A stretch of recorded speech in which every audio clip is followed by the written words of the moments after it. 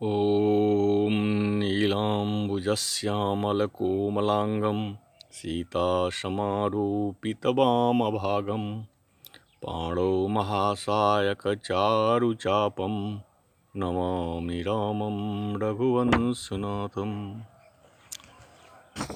मैं कमलेश झा, सहायक प्रोफेसर, जूथालाल संस्कृत महाविद्यालय मझौलिया, पश्चिम चंपारण। मैं आज उपशास्त्री एवं शास्त्री प्रथम खंड के छात्र, जिनको अनिवार्य प्रथम पत्र के रूप में संस्कृत व्याकरण पढ़ाई जाती है,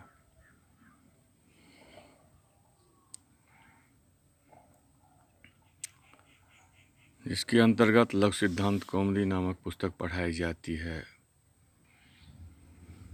इसका समास प्रकरण का प्रसंग पढ़ाई चल रहा है। उसमें समास प्रकरण में द्वंद्व समास आज पढ़ाने जा रहा हूँ। द्वंद्व समास का पहला सूत्र है चार्थे द्वंद्व। अनेकम सुबंतम चार्थे वर्तमानम वा समस्यते स्वद्वंद्व। समुच्चया अन्वयाचयेतरेतरयुग समाहारश्चार्थाः तत्र ईश्वरं गुरुं च भजस्व इति परस्पर निरपेक्षस्यानेकस्यैकस्मिन् अन्वयः समुच्चयः भिक्षाम् अट गांग चानय अन्यतरस्यानुषाङ्गिकत्वेनान्वयोरन्वाचयः। अनयोः असामर्थ्यात् समासो न धव खदिरो छिन्धि इति मिलितानाम् अन्वय इतरेतर जोगः संज्ञा परिभाषम इति समूह समाहारः। अब चार्थे द्वंद्व। अब द्वंद्व समास यहाँ से प्रारंभ हो रहा है। यह पांचवा समास है। इस समास के लिए एक ही सूत्र है, चार्थे द्वंद्व। इस समास में समस्यमान पद प्रायः प्रथमांत ही होते हैं और कहीं कहीं अन्य विभक्तियां भी हो सकती है, किंतु प्रथमांत में ही समास करने की रीति ज़्यादा प्रचलन में है। चार्थे द्वंद्व। चास्य अर्थश्चार्थः, चस्य अर्थः चार्थः, चस्य अर्थः चार्थः, षष्ठी तत्पुरुष तस्मिन् चार्थे। चार्थे सप्तम्यन्तं द्वंद्वः प्रथमान्तं द्विपदम इदम सूत्रम। इस सूत्र में अनेक मन्य पदार्थे से अनेकम और शुभामंत्रिते परांग वत्स्वरे से शुभ की अनुवृत्ति आती है। समास और विभाषा का अधिकार पहले से ही चला रहा है। चकार, इसका अर्थ होता है अनेकम सुबंतम चार्थे वर्तमानम वा समस्यते स्वद्वंद्वः। चकार के अर्थ में वर्तमान अनेक सुबंतों का समास होता है। चकार के अर्थ में वर्तमान अनेक सुबंतों का समास होता है और उसकी द्वंद्व संज्ञा होती है। अब जिज्ञासा होगी कि चकार का अर्थ, चार्थ क्या है। तो समुच्चया अन्वाचयेतरेतर जोगः समाहारश्चार्थः। समुच्चय, अन्वाचय, इतरेतर जोग और समाहार, ये चार चकार के अर्थ है। समुच्चय, अन्वाचय, इतरेतर जोग और समाहार, ये चार चकार के अर्थ हैं। समुच्चय, अब समुच्चय किसे कहते हैं? तो जब परस्पर निरपेक्ष अनेक पद किसी एक में अन्वित होते हैं तो वहाँ समुच्चय नामक चार्थ रहता है। जैसे ईश्वरं गुरुं च भजस्व, ईश्वर को भजो और गुरु को भी। यहाँ पर एक कर्म ईश्वर का भजन क्रिया के साथ अन्वय हो रहा है और उसी क्रिया की आवृत्ति करके दूसरे कर्म गुरु का भी अन्वय होता है। यहाँ पर ईश्वर और गुरु दोनों परस्पर निरपेक्ष हैं, अतः दोनों का स्वतंत्र रूप से भजन क्रिया में अन्वय होता है, इसलिए यहाँ पर समुच्चय नामक चार्थ है। ईश्वर और गुरु दोनों पदों में समास होने के लिए सामर्थ्य नहीं है, अतः इस चार्थ में समास नहीं होता।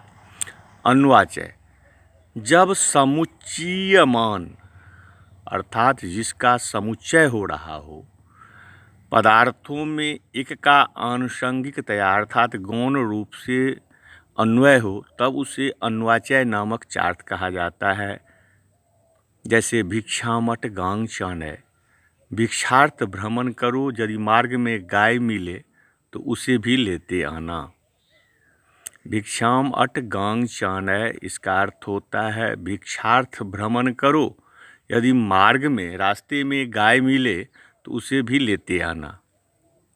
इस वाक्य में भिक्षार्थ अटन अनिवार्य है, भिक्षा के लिए घूमना अनिवार्य है और गाय का आनयन साथ में करना है, अर्थात आनुषंगिक वो गौण कर्म है, इसलिए यह अन्वाच्य है। इन दोनों में क्रियाओं की भिन्नता और एक प्रधान और एक अप्रधान कर्म होने के कारण दोनों के कर्म में परस्पर आकांक्षा न होने से सामर्थ्य नहीं है।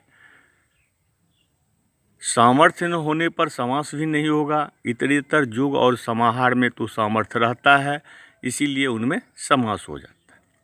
अब इतरेतर जोग, जब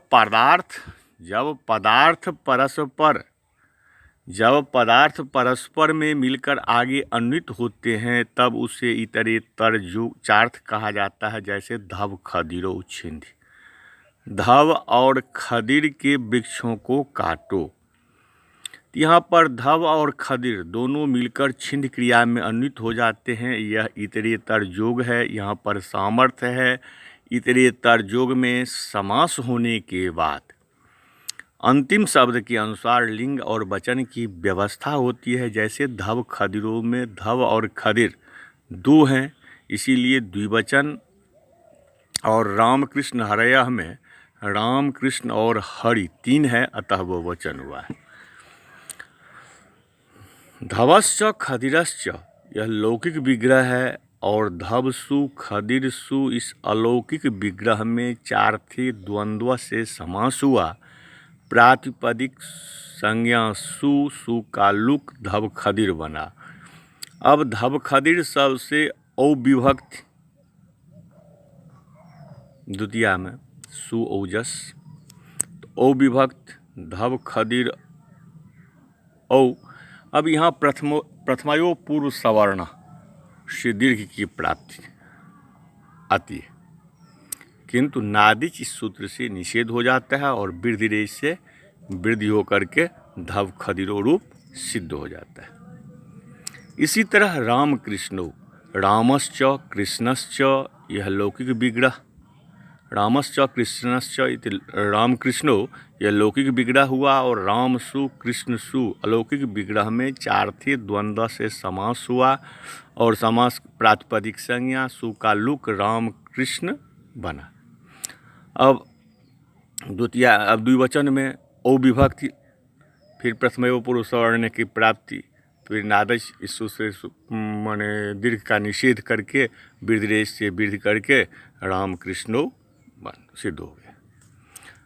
हरि कृष्ण रामा,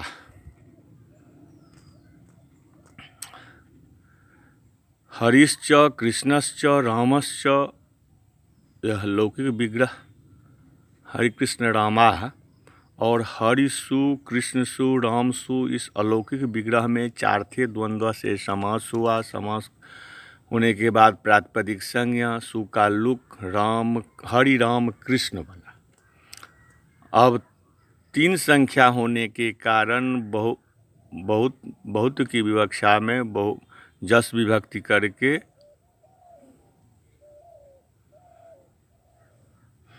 जस का अस बचा, उसके बाद सकार का रुत विसर्ग करके हरि राम कृष्णा, हरि कृष्ण रामा बना। समाहार, अब चौथा जो उसका अथी है समाहार भेद। समाहार जब दो या दो से अधिक पदार्थों का अलग अलग रूप से क्रिया में अन्वय न होकर समूहात्मक अर्थ का अन्वय होता है तो उसे समाहार नामक चार्थ कहा जाता है। समूह का नाम समाहार है। जैसे संज्ञा परिभाषम, संज्ञा और परिभाषा का समूह। संज्ञा च परिभाषा च अनयोः समाहारः, संज्ञा च परिभाषा च अनयोः समाहारः, यह लौकिक विग्रह हुआ। और संज्ञा सु जोड़ परिभाषा सु, इस अलौकिक विग्रह में चार थे द्वंद्व सूत्र से द्वंद्व समास। फिर उसके प्रातिपदिक संज्ञा सु का लुक, प्रातिपदिक संज्ञा सु, सुविभक्त सु का लुक करके संज्ञा परिभाषा बना।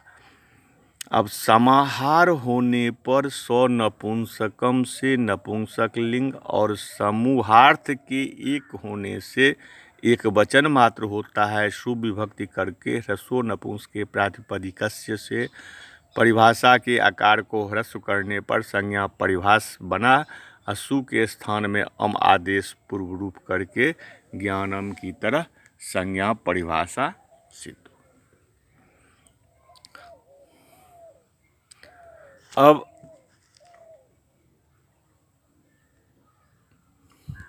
यहाँ विशेष है कि द्वंद्व समास के में किसका प्रयोग किया जाए।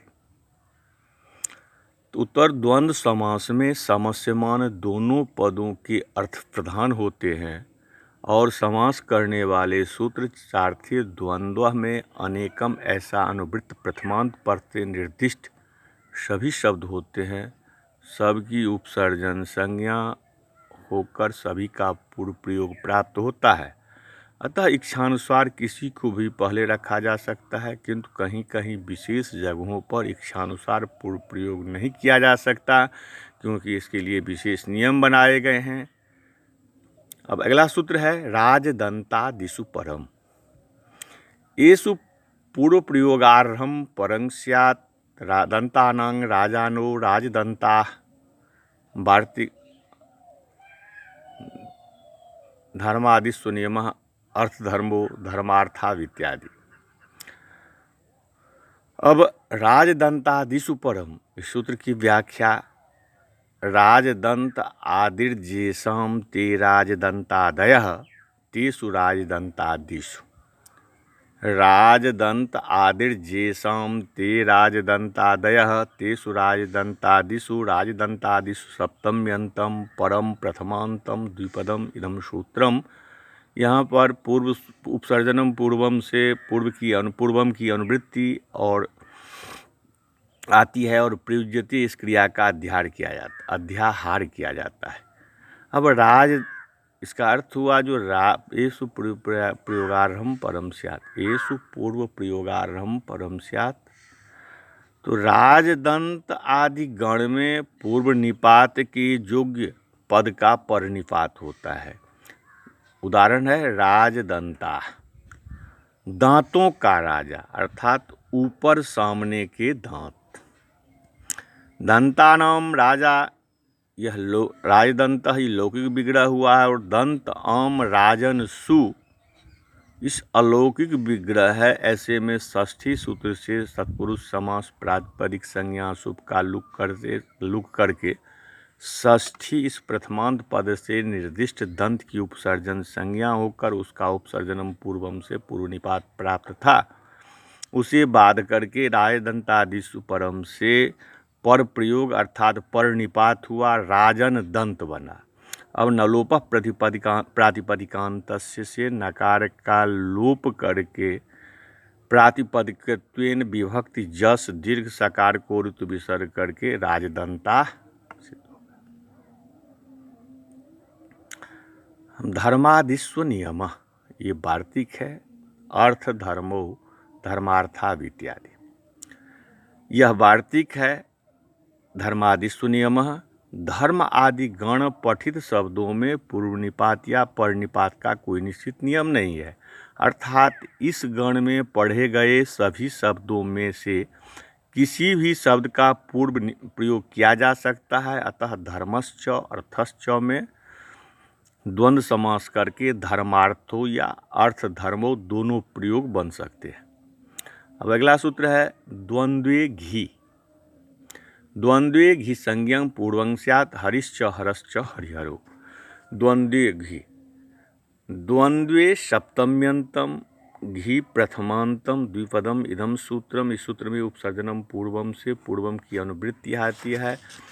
द्वंद्वे घी संज्ञम स्यात्, अर्थात द्वंद्व समास में घी संज्ञक शब्द पूर्व में प्रयुक्त होता है।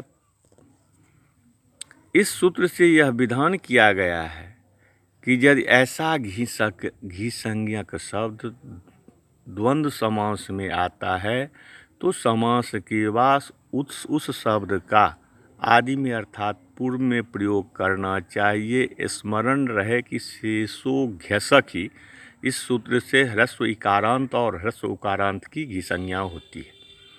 अब हरिहरो, हरि और हर विष्णु और शिव, इसका विग्रह हुआ लौकिक विग्रह हरिश्च हरश्च, यह लौकिक विग्रह। और हरिसु हरसु, हरिसु सु जोड़ हरसु, इस अलौकिक विग्रह में चार थे द्व से समास हुआ। प्रातिपदिक संज्ञा सु का लुक हरिहर बना। अब यहाँ प्रश्न आया कि पूर्व प्रयोग किसका होना चाहिए। तो द्वंद्वे घी सूत्र ने निर्णय दिया कि घी संज्ञक शब्द का प्रयोग होना चाहिए। यहाँ इकारांत होने के कारण हरि शब्द घी संज्ञक है, अतः हरि का पूर्व प्रयोग हुआ हरिहर बना। यहाँ पर विग्रह में ही हरि शब्द का पूर्व में प्रयोग किया गया है। यदि कथनचित हरिश्च हरश्च हरिश्च ऐसा विग्रह होता तो भी घी संज्ञक हरि का ही पूर्व प्रयोग होता। अथवा यूं कहिए कि द्वंद्वे घी को देखते हुए विग्रह में ही घी संज्ञक का पूर्व प्रयोग किया जाता है।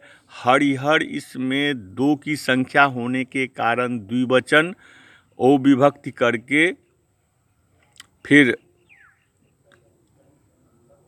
तो हरिहर औ बना, औ हुआ, हरिहर जोड़ औ हुआ। उसमें यहाँ प्रथमयो पूर्व सवर्ण से दीर्घ की प्राप्ति थी, किंतु नादि से सूत्र से निषेध हुआ और वृद्धि से विधि करके हरिहरो सिद्ध हो गया।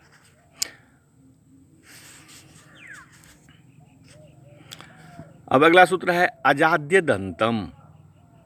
द्वंद्वे पूर्वम स्यात् इस कृष्णो।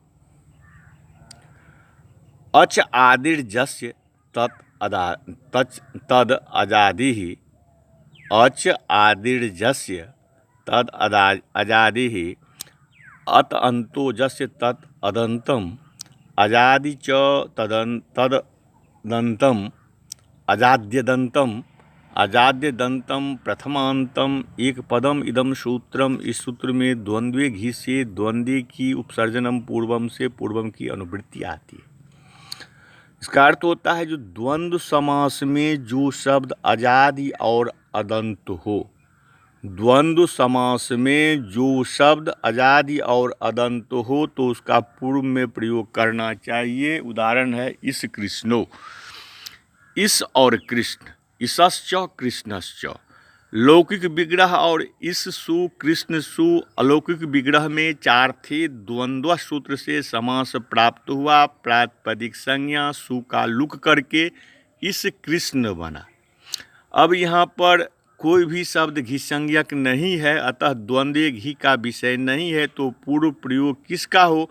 अब अजाद्य दंतम, इस सूत्र ने निर्णय दिया कि जो शब्द अजाद भी हो और अदंत भी, उसका ही पूर्व में प्रयोग होना चाहिए। तो इस जोड़ कृष्ण में इस शब्द अजादि और अदंत दोनों है, अतः इसका पूर्व प्रयोग हुआ। दो की संख्या है, इसीलिए द्विवचन में औ वृद्धि आदि करके उसी यहाँ भी औ हुआ, तो यहाँ भी प्रथम पूर्व सवर्ण से दीर्घ की प्राप्ति थी, लेकिन नादी चीज निषेध किया और वृद्धेश से विधि करके इस कृष्णो सिद्ध हो गया।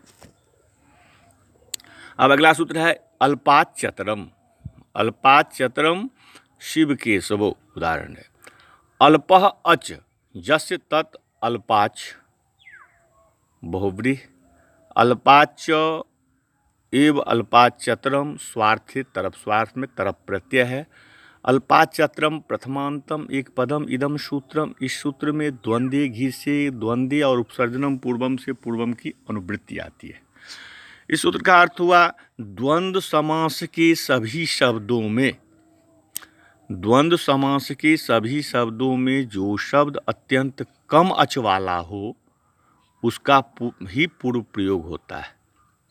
शिव केशवो, शिव और केशव, शिवश्च केशवश्च, शिवश्च केशवश्च यह लौकिक विग्रह हुआ, और शिव सु जोड़ केशव सु इस अलौकिक विग्रह में चार थे, द्वंद्व से समास हुआ, प्रातिपदिक संज्ञा सु का लुक शिव केशव बना। यहाँ पर भी कोई शब्द घी संज्ञक नहीं है, अतः द्वंद्वे घी का विषय नहीं है। अदंत तो है किंतु अजादि नहीं है, अतः अजादि दंतम का भी विषय नहीं है। तो पूर्व प्रयोग किसका हो? तब अल्पाचतरम। अल्पाचतरम इस सूत्र ने निर्णय दिया कि जिस शब्द में सबसे कम अच हो उसका ही पूर्व में प्रयोग होना चाहिए। शिव में 2 अच है और केशव में 3 अच है, दोनों में से अल्पाचतर शिव शब्द है, इसलिए शिव का पूर्व प्रयोग हुआ। 2 की संख्या है, इसीलिए द्विवचन में अविभक्ति, अविभक्ति के बाद दीर्घ, फिर नादि से निषेध, विधेश से विधि करके शिव केशवो सिद्ध हो गया। अब अगला सूत्र है पिता मात्रा। पिता मात्रा, मात्रा सहोक्तो पिता वा शिष्यते, माता च पिता च पितरो माता पितरो हुआ। अब इसका व्याख्या हुआ माता पिता मात्रा, पिता प्रथमांतम मात्रा तृतीयांतम द्विपदम इदम सूत्रम। यहाँ स्वरूपाणाम एक शेष विभक्तों से शेषः और नपुंसक अनपुंसक वच्चास्यान्यतरस्याम से अन्यतरस्याम की अनुवृत्ति आती है। इसका अर्थ होता है मातृ शब्द के साथ, मातृ शब्द के साथ उच्चारित पितृ शब्द का विकल्प से शेष होता है। यह एक शेष समास का सूत्र है। यहाँ पर शेष का अर्थ होता है जिसके संबंध में कहा जा रहा है और उसका शेष और अन्यों का लोप। मातृ और पितृ इन दोनों शब्दों को समास में यदि एक जोग करके कहा जाए तो केवल पितृ ही शेष रहता है और मातृ का लोप है। इस संबंध में स्वरूपानाम एक शेष विभक्तों का इस सूत्र का स्मरण करें। जह शिष्यते स्वलुप्यमानार्थाविधायी, जो शेष रहता है वह लुप्त हुए शब्द के अर्थ का परिचायक होता है, अतः लुप्त पदों के अर्थ का भी ज्ञान हो जाता है। अनेक आचार्य इस सूत्र के कार्य को द्वंद्व समास नहीं मानते। उनके अनुसार यह कार्य द्वंद्व समास का अपवाद है, अर्थात एक शेष भी स्वतंत्र एक कार्य है। फिर भी लाघव के लिए यहाँ पर पहले द्वंद्व समास करके तब एक शेष की प्रक्रिया दिखाई गई है। आप द्वंद्व के स्थान में सीधे एक शेष भी कर सकते हैं। अब पितरो माता पितरो वा, माता च माता और पिता, माता च पिता च यह लौकिक विग्रह है और मातृसु पितृसु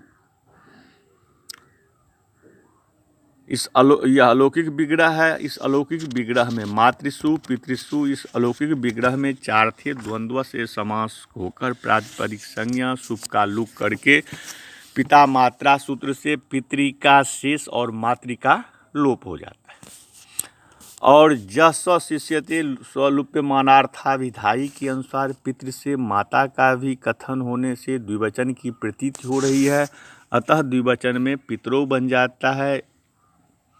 यह एक शेष कार्य वैकल्पिक है।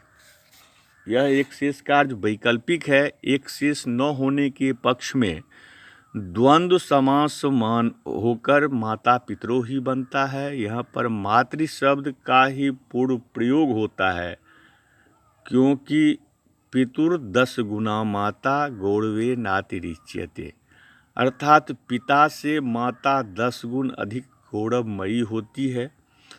इत्यादि वचनों से माता अभ्यर्थित अर्थात पूज्या होने के कारण अब अभ्यर्हितम च वार्तिक से मातृ शब्द का पूर्व प्रयोग होता है और आनंग ऋतो द्वंद्वे सूत्र से मातृ के ऋकार के स्थान में आनंग आदेश होकर माता पितृ बनता है। अब द्वित्व की विवक्षा में द्विवचन औ और ऋतो ङी सर्वनाम स्थानयों से गुण करके माता पितरो सिद्ध होता है। अब अगला सूत्र है द्वंद्वश्च प्राणितुर्य सेनांगानाम येषां द्वंद्व एकवत् पाणिपादम मार्दंगिक वैणविकम रथिका स्वारभो।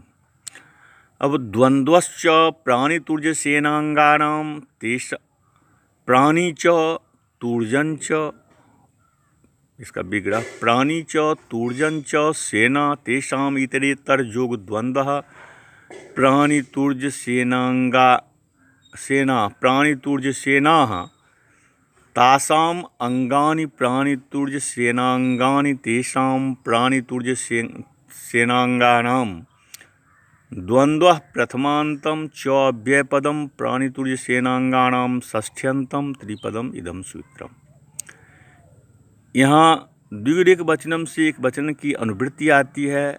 इसका अर्थ होता है प्राणी के अंग, वाद्य के अंग और सेना के अंगों में यदि द्वंद्व समास हो तो उनमें समाहार एक वचन ही हो।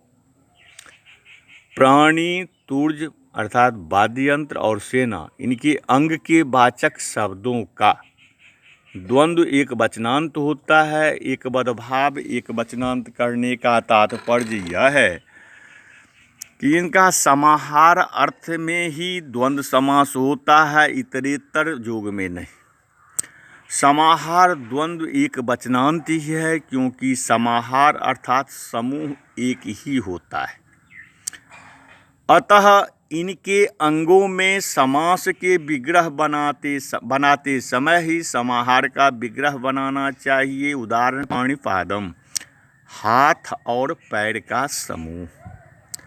पाणी च पादौ च तेषाम समाहार द्वंद्व, यहाँ 4 थे। द्वंद्व से समास करने के बाद द्वंद्वश्च प्राणितुर्य सेनांगानाम से एक वचन का विधान हुआ, सुविभक्ति आई और समाहार होने के कारण स्व नपुंसकम से नपुंसक हुआ। अतः अम आदेश पूर्व रूप करके पाणिपादम सिद्ध हुआ। यदि यह सूत्र न होता तो बहुवचन होकर पाणिपादा ऐसा अनिष्ट रूप सिद्ध होता। यह प्राण्यंग का उदाहरण है। अब दूसरा उदाहरण है मार्दंगिक वैणविकम, मृदंग वादक और वेणुवादकों का समूह। मार्दंगिकाश्च वैणविकाश्च तेषाम समाहार द्वंद्वः, यहाँ 4 थे। द्वंद्व से समास करने के बाद द्वंद्वश्च प्राणितुर्य सेनांगानाम से वाद्यांग मानकर एक वचन का विधान हुआ। सुविभक्ति समाहार होने के कारण नपुंसक हुआ है। अतः अम आदेश पूर्व रूप करके मार्दंगिक वैणविकम सिद्ध हुआ। यदि यह सूत्र न होता तो बहुवचन होकर मार्दंगिक वैणविका ऐसा अनिष्ट रूप सिद्ध होता। यह वाद्यांग का उदाहरण है। अब तीसरा उदाहरण है रथिका स्वारोहम, रथिकों और घुड़सवारों का समूह।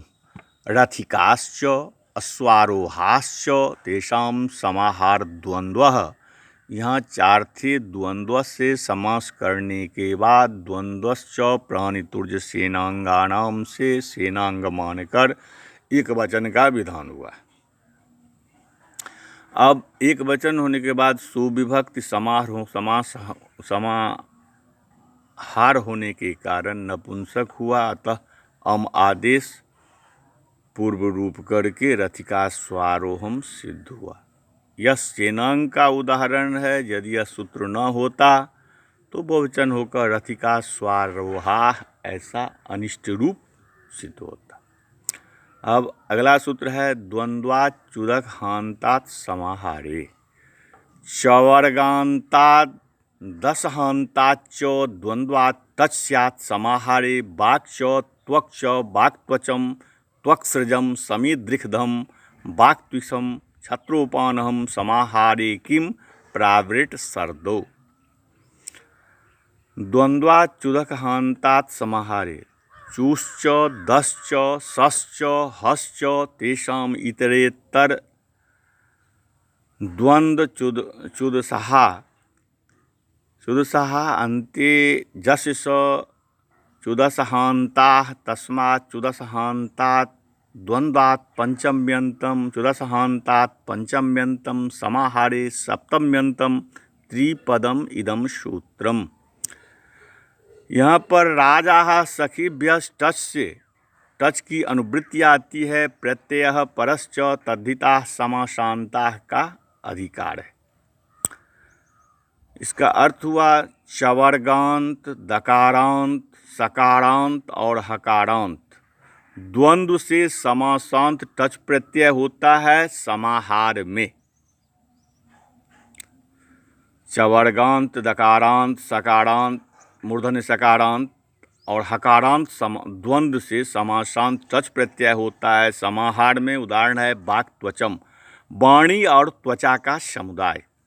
वाक् त्वक्ष तयोः समाहारः, यह लौकिक विग्रह है। और वाक्सु, वाचसु, त्वचसु यह अलौकिक विग्रह है। इस अलौकिक वाचसु त्वचसु इस अलौकिक विग्रह में चार थे द्वंद्व से द्वंद्व समास करके प्रातिपदिक संज्ञा सुप का लुक करके वाच जोड़ त्वच बना। वाच के चकार को चोहकू से कुत होकर ककार हो गया तो वाक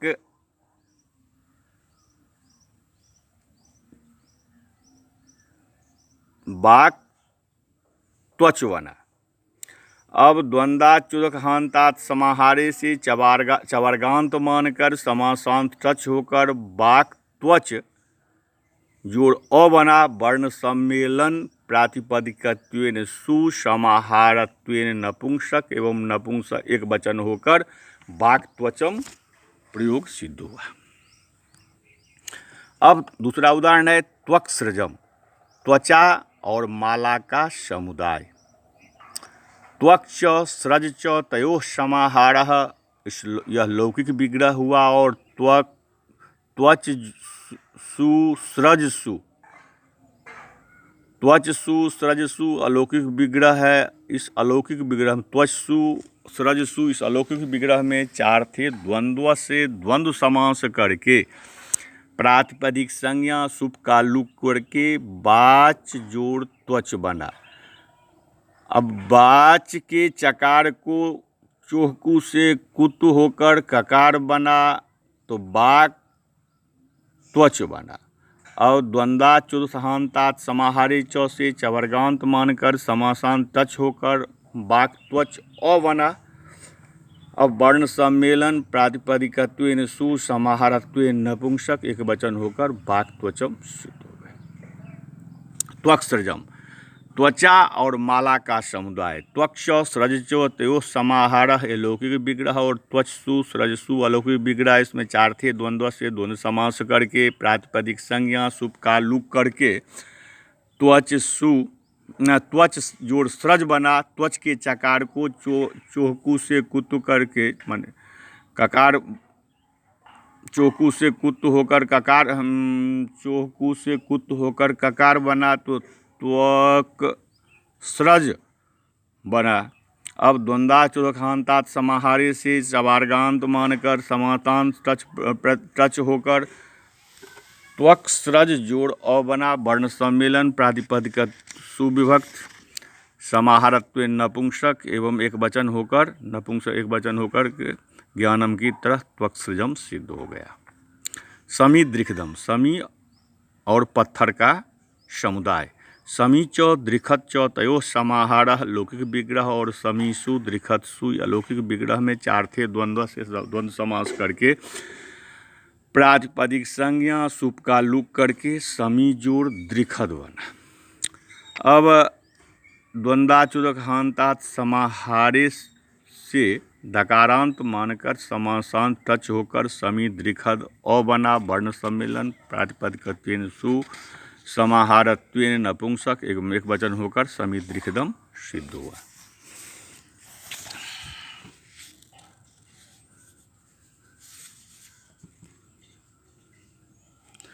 वाक्त्विकम, वाणी और कांति का समुदाय। वाक् च त्विट च तयो समाहारः ये लौकिक विग्रह हुआ, और वाच सु त्विक सु अलौकिक विग्रह है। इसमें चार थे द्वंद्व से द्वंद्व समास करके प्रातिपदिक संज्ञा सुप का लुप करके वाच जोड़ त्विष बना। अब वाच के चकार को चोकू से कुतु होकर ककार बना तो वाक त्विष बना। अब द्वंद्वाचुरक हांतात समाहारे से सकारांत मानकर समासांत टच होकर वाक जोड़ त्विष अ बना। वर्ण सम्मेलन करके प्रातिपदिकत्वेन सुविभक्त सु का समाहारत्वेन नपुंसकत्वेन अम विभक्ति लेकर के वाक त्विषम एक वचन में सिद्ध हो गया।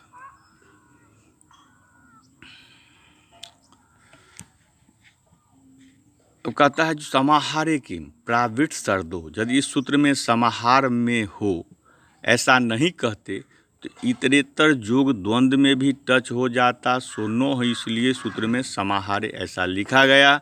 अतः प्रावृत च शरत च अनय इतरेतर जोग द्वंद्व प्रावृत सर्दो ही बनता है, न कि प्रावृत सर्दम बनता है। इस प्रकार से संक्षेप में द्वंद्व समास को पूर्ण किया गया है। द्वंद्व समास के लिए तो एक ही सूत्र है, चार थे द्वंद्व, किंतु पूर्व प्रयोग आदि करने के लिए समास के अंत में जो प्रत्यय लगते हैं उनका विधान करने के लिए अनेक सूत्र बतलाए गए हैं।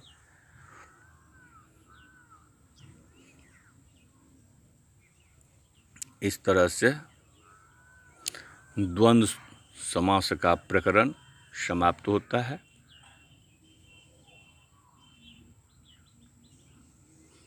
नमस्कार।